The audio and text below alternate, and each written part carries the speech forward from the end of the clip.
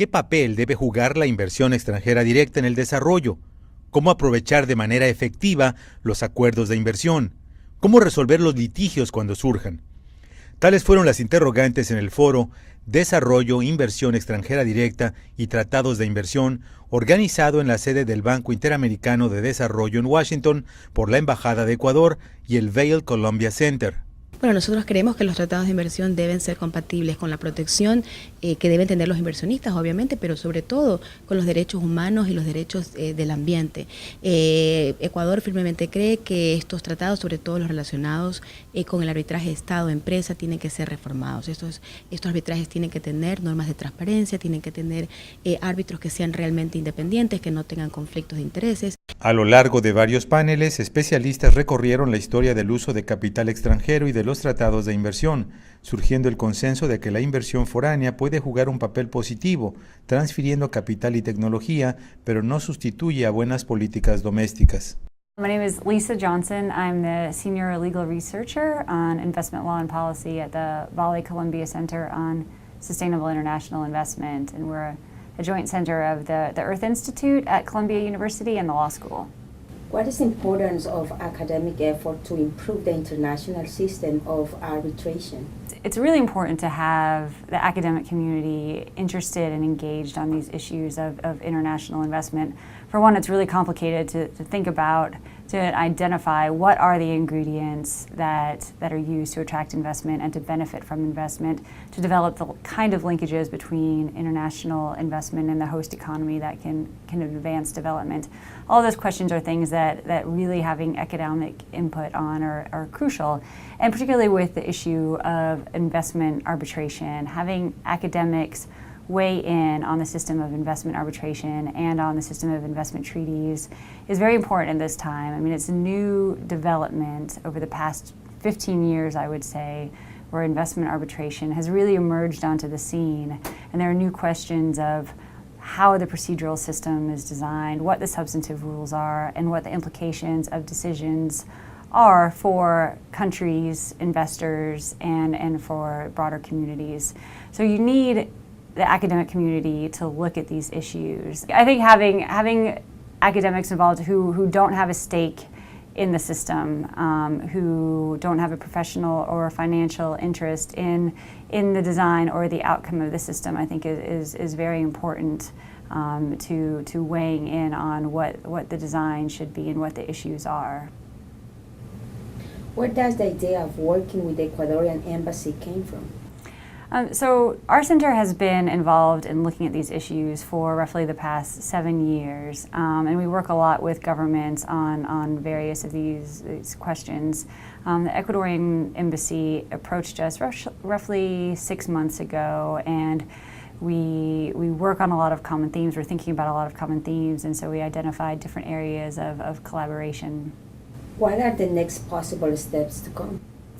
I think we recently worked with the government of Ecuador, the embassy, in putting together an intergovernmental workshop and thinking about how to manage liability under existing treaties.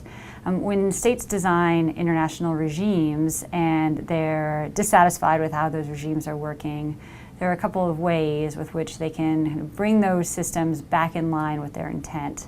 One of those ways is exit. It's moving out of the system. It's denouncing a treaty.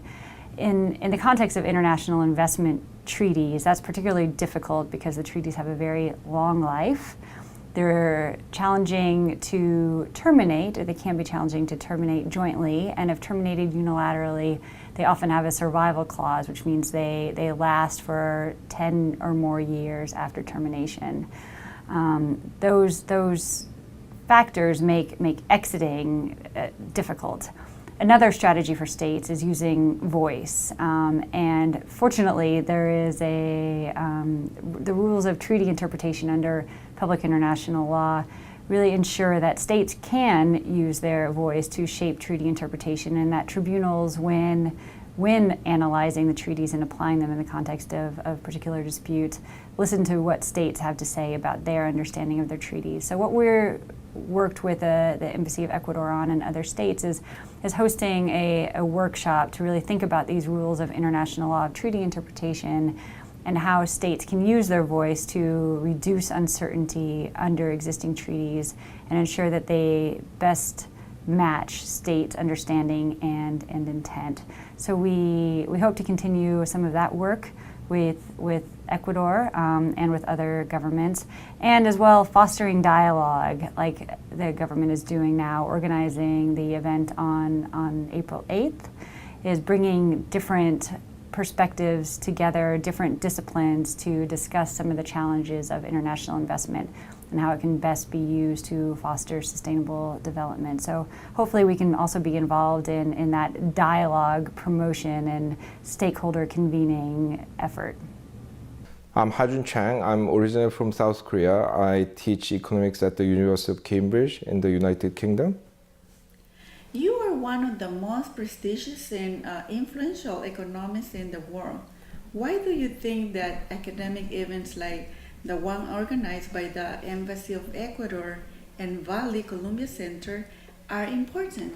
Well, the event tomorrow is very important because Ecuador has been trying to really pioneer new ways of small, especially developing countries, relating to big multinational corporations, which are very heavily protected by international treaties. And these treaties need to be there, but they are at the moment biased towards the corporations rather than to the nations. And Ecuador has been, showing its leadership in discussing how these treaties might be revised so that they benefit both the corporations and the countries equally. And in the event tomorrow, we are going to discuss all these issues, not just from the point of view of Ecuador, but from the point of view of the world economy and the other developing countries. So we have invited several very important academics working in the field to discuss the implications of globalization for the developing economies like Ecuador, to discuss the benefits and problems of all these investment treaties and how they can be made to better serve the developmental needs of developing countries like Ecuador. So I think this is a very important event, not just for Ecuador, but for the whole developing world. Does the system of attracting investment and the signing of investment treaties work for a small and developing economy?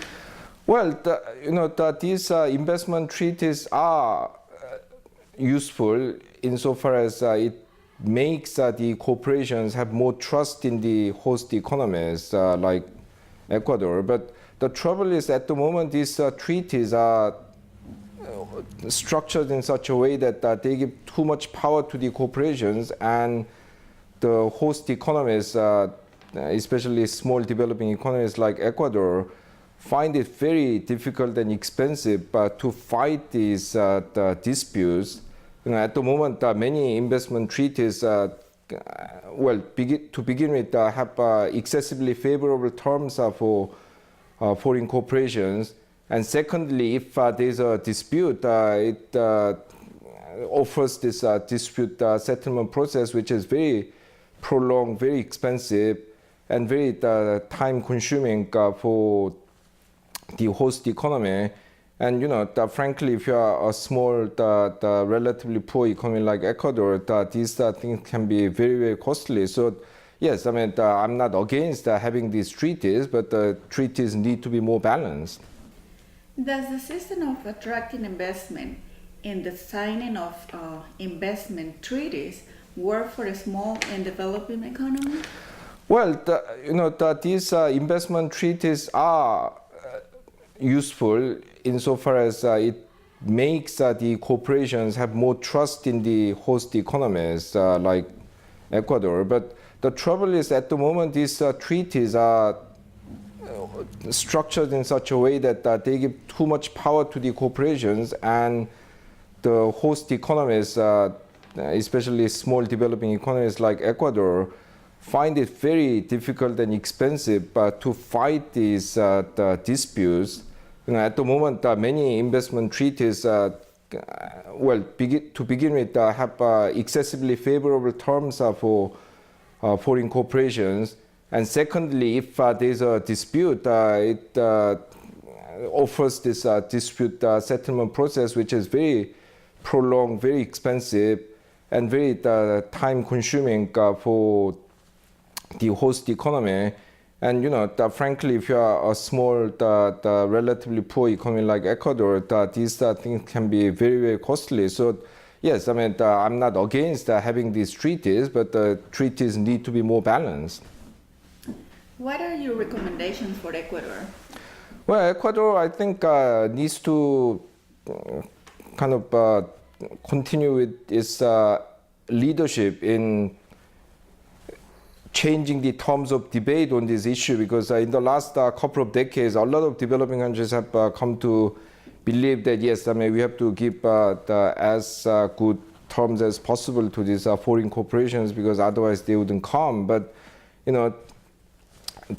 this is the wrong way to see it, because the developing countries need to set the terms right for these investors so that they come and generate a lot of benefit to the host economies. And in the short run, yes, this might be slightly bad for the corporations, but in the long run, this will actually help the corporations themselves, because if these foreign companies come and generate a lot of benefit for the local economy, people will actually become more favorable to foreign companies. A lot of people do not like these companies because they correctly feel that these companies come and exploit natural resources and just go home, leaving nothing for the host economy. So actually, having a more balanced relationship between the foreign corporations and the host economies is actually even good for the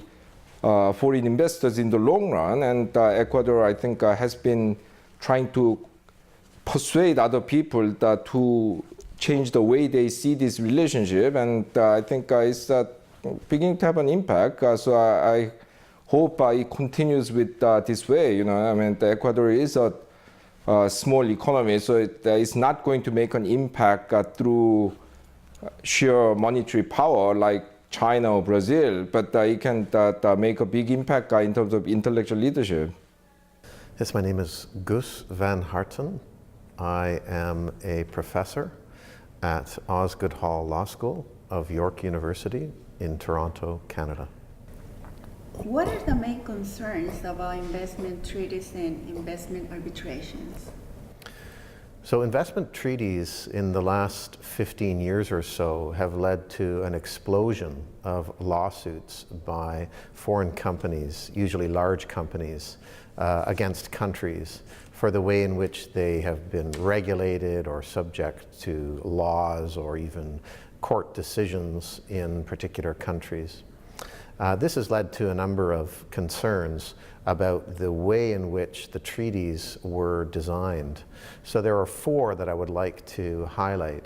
The first is that the arbitration process is not independent in the manner of a judicial process, because in this process the arbitrators are appointed case by case. They don't have security of tenure. They're allowed to work as lawyers while also working as arbitrators, thus giving rise to apparent conflicts of interest. For all sorts of reasons, I think it's fair and reasonable to conclude that there's at least a basis for perceived bias on the part of the arbitrators in favor of both those who have the power to appoint them when the disputing parties can't agree, and in favor of those who bring claims in general, and that would be the foreign investors or the companies. So that's the first of four concerns. The second concern is that the arbitration process, because it's not a proper judicial process, is not open in the manner of courts, whether they're domestic or international courts. That's because governments, when they signed these treaties, mainly back in the 1990s, They chose a form of private arbitration that might be well suited to resolve, for example, commercial disputes, but when used to resolve disputes by a company against a country acting in its sovereign capacity, arbitration is simply inappropriate unless it's subject to close judicial supervision, which is not the case here. So this lack of openness, this tendency in many of the arbitrations towards unacceptable levels of confidentiality and even secrecy, this is the second concern about this form of arbitration. A third concern is that the arbitration process isn't fair in a very basic way.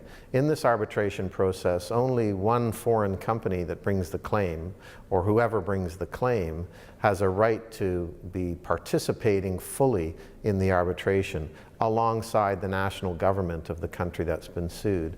So for example, if one of these arbitrations and the resolution of that arbitration affects the rights or interests of other people in the country other than the national government, it might be a municipal government, or it might be simply a group of private citizens or a domestic investor, those entities don't have a right to participate fully in the arbitration, and that violates a very basic principle of procedural fairness, that in adjudication, if your rights or interests are affected, you should have a right to participate fully in the process. Finally, there's a fourth concern. The fourth concern is that the system is not balanced in a very basic way. Companies can sue countries, but countries aren't able to sue the companies. Likewise, people who live in the country where the foreign company is operating, they don't have a right to sue the company under the treaty if it's thought that the company has behaved in a very bad way. Thank you, and thanks to the government of Ecuador for putting all of this together and inviting me here, and thanks to Vale for the co-sponsorship. My name is Kevin Gallagher. I co-direct the Global Economic Governance Initiative at Boston University. Our mission is to advance knowledge on economic governance for financial stability, human development, and the environment.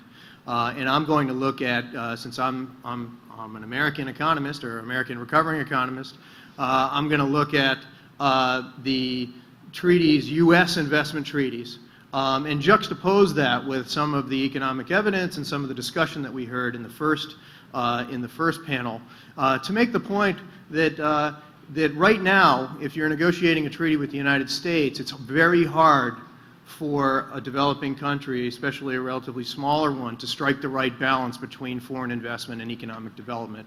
And so this thinking of reform is really important, this thinking for countries like Brazil to be very cautious about any new treaties, and for countries like Ecuador to try to figure out how to strike a right balance and get new treaties in place.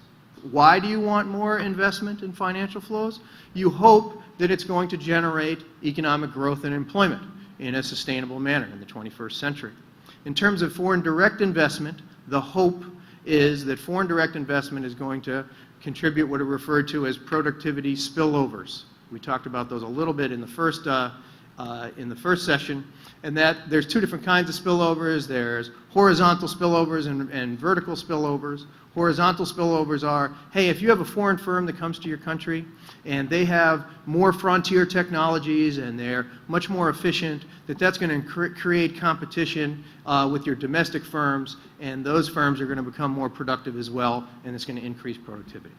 The vertical spillovers are, you hope, that, like Tim Sturgeon talked about, that when a big company comes, that it's going to hire some of your own firms and as suppliers and input providers and so forth, hire some of your own engineers and workers and so forth, and that is going to increase efficiency, increase demand throughout the rest of your economy, create what Albert Hirschman referred to as backward linkages into your economy, and also create with these new engineers that might work in your firm, in a foreign firm, they might have an idea for another company and they might start another company into the future. That's the real prize of foreign direct investment. That is the biggest way that foreign direct investment has the potential for economic growth. That there's a really strong relationship between financial flows and banking crises. They have a series that goes all the way back to 1800 up to the crisis that we have now. The left scale is the amount of capital mobility, and the spikes here are the number of banking crises, and every point in global history when we've had massive capital mobility, it's been associated with significant amounts of banking crises.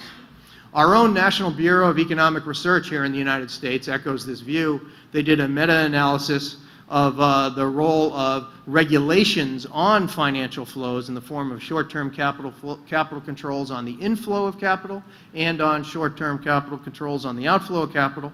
And in their meta-analysis, the National Bureau of Economic Report says, in sum, capital controls on inflows seem to make monetary policy more independent, alter the composition of capital flows towards more direct investment, and they reduce exchange rate pressure, which is something that a developing country that is not denominated in dollars really has to worry about with respect to foreign investment. And in countries like Malaysia that put regulations on the outflow of capital, that it made more room for independent monetary policy. This is now echoed by the International Monetary Fund here in Washington. Since 2010, they've gone through a 2-year process where they've had an official change in position on the role of regulating capital flows. And they did this landmark study in 2010 where they found that those countries that use capital controls on inflows in the run-up to the global financial crisis were among the least hard hit. And they concluded that capital controls are justified as part of the policy toolkit to manage inflows of capital. Subsequently, in December of 2012, they came out with something called the IMF Institutional View on the capital account liberalization or financial liberalization and the regulation of financial flows. And they specifically look at the relationship between these regulations and bilateral investment treaties. And the IMF is specifically concerned in this document about the extent to which investment treaties allow countries to regulate financial flows. Here's 2 quotes from their 2 reports. One, they say, these agreements in many cases do not provide the appropriate safeguards for the regulation of finance or the proper sequencing of liberalization, because once you sign the treaty and it goes into force, you have to allow all financial flows between the 2 countries or the 2 parties of the agreement to flow freely and without delay once ratification occurs. The IMF is now telling countries, say Vietnam, a country that's in the TPP negotiations, they're saying it's really important for you to sequence the liberalization of the opening of your financial flows. If you do it too quick, you'll run the risk of what happened in Thailand and all these other countries in the 1990s. And so they're seeing that their new advice that they're giving to countries is butting up against their international treaties. And they make recommendations. They say members drafting agreements in the future, as well as international bodies that promote these agreements, need to take into account the IMF view on the need to re-regulate capital flows. So one of the themes of this panel is that academic research is beginning to come to grips with questions like, is this an effective means of resolving disputes between investors and states?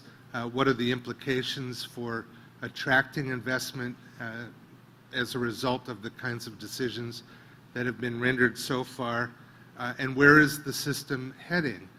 Professor Don Wallace, who will be the moderator of today's last session, and I co-teach a course at Georgetown Law School on investor-state dispute resolution, and it focuses on the legal concepts and the procedural issues that come up in arbitration. And it's another way of trying to understand what's wrong with the system and what it might take to fix it. It's worth noting that before the earliest of these treaties were signed in the 1960s, Germany was the first country to do one, the system really left investors with very few options. There was a system of diplomatic protection where the investor would go to their State Department or Ministry of Foreign Affairs and say, you've got to help me out. And it was up to the government as a matter of political will and political considerations whether to take up that citizen's claim and fight for it. And there are some very famous old cases. Chorzo Factory is one of them that are cited even today on basic principles of customary international law to resolve these disputes between investors and states. But the system didn't work very well because investors did not have a sure path to getting their governments to stand up for their rights. And in the process of standing up for their rights, the governments did something called espousal. They took the claim away from their citizen and it became a claim of the state. And that wasn't very satisfactory for investors either. So a little bit later into the process, investors started to get courageous and go to their governments and say, we've got to do more to set up a system of impartial third-party arbitration to resolve these disputes. Well, what are the options to the current system? One of them, of course, is resolution in domestic courts. That hasn't worked out very well either, because in the countries where the disputes seem to be coming up most often, there are problems with the judicial systems, and the governments recognize them. Some are doing more than others to try to improve their domestic systems. But one striking factor is that it is almost impossible to find significant investor-state disputes being resolved in domestic court with reference to the treaty obligations of the host state. It's almost as if the host state's approach is, if you want to bring up the treaty, go to arbitration, but if you want to be in our courts, rely on local law. And that's something that states are going to have to take a close look at.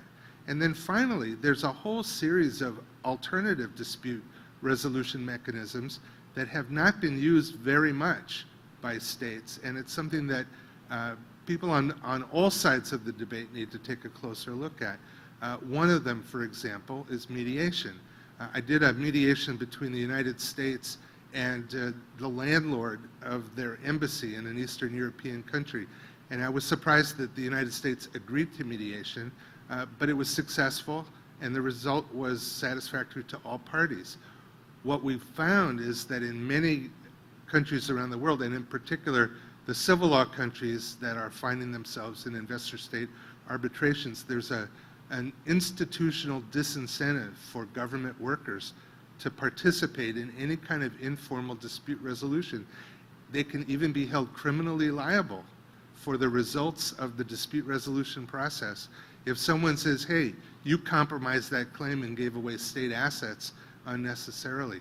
And again, that's an area where states and all of the other participants in the debate can take a closer look. Other alternatives, mini trials, having experts from both sides get together and sit down in front of the parties and talk through the issues and try to come to some consensus on what the dispute is really about and how it ought to be resolved. These are techniques that are being used sometimes in arbitration, but almost never outside of the investor-state arbitration context. So there's a lot of work to be done on that side, and a lot of further understanding on the side of the economic, econometric, and social science research efforts that our panel has talked to you about today.